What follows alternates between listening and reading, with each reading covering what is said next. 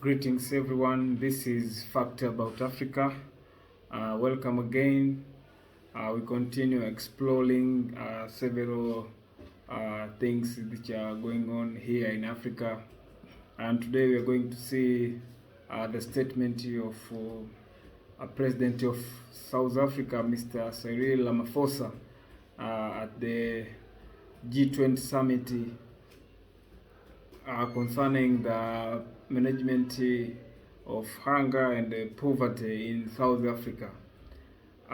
President Ramaphosa has told the G20 summit that the reform of this institution is more urgent now than ever before.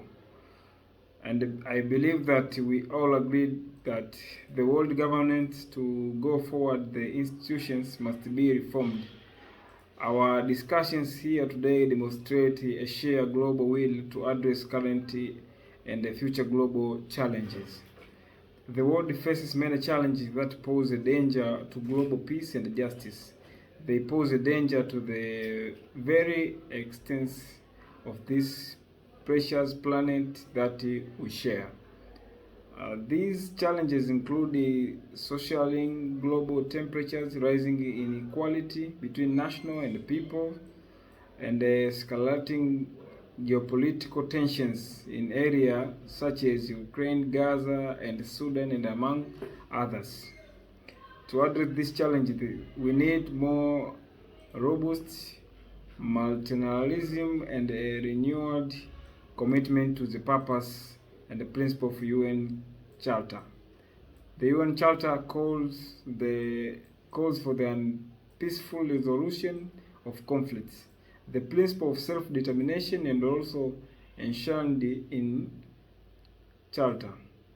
The people of Palestine have been denied their right to self-determination and they are under the yoke of brutal and violent occupation.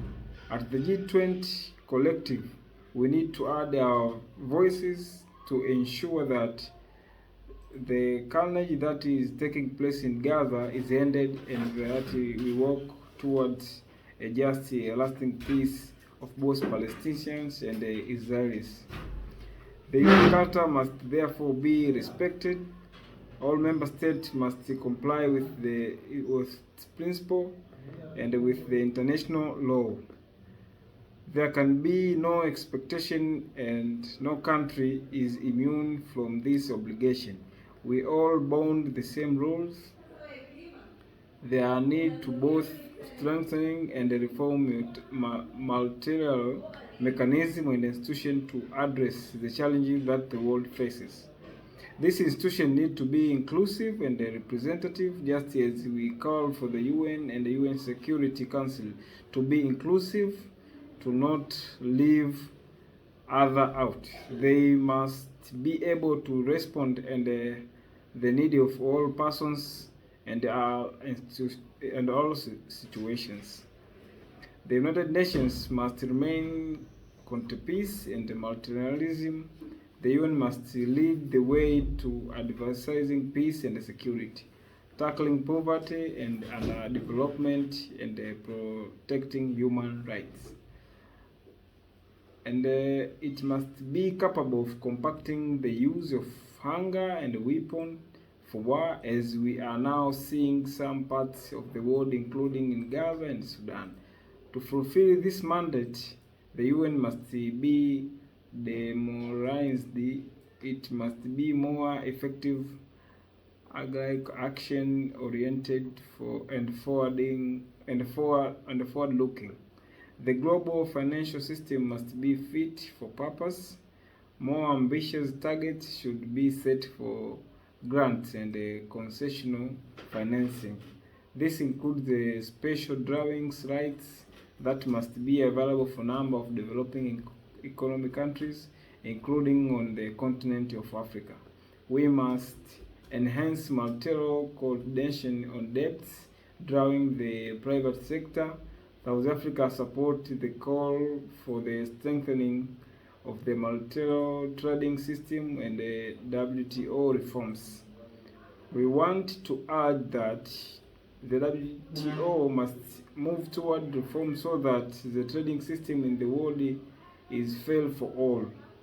These reforms must provide policy space for developing economies to achieve the development objectives and advance industrialization. We welcome the call for the G20 to unlock the full potential of artificial intelligence and ensure its benefits are equitably shared.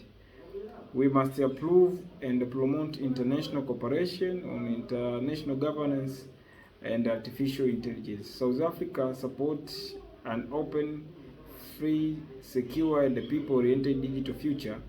As I conclude, I wish to reiterate the South Africa full support the Brazilian call and the action of global governance reform made in New York 2 months ago. When we, as South Africa, take over G20 presidency on the 1st of December, we will take up the effort strengthening reforms in the multilateral system to effectively respond to global realities and to ensure that no country is left behind and no one is left behind.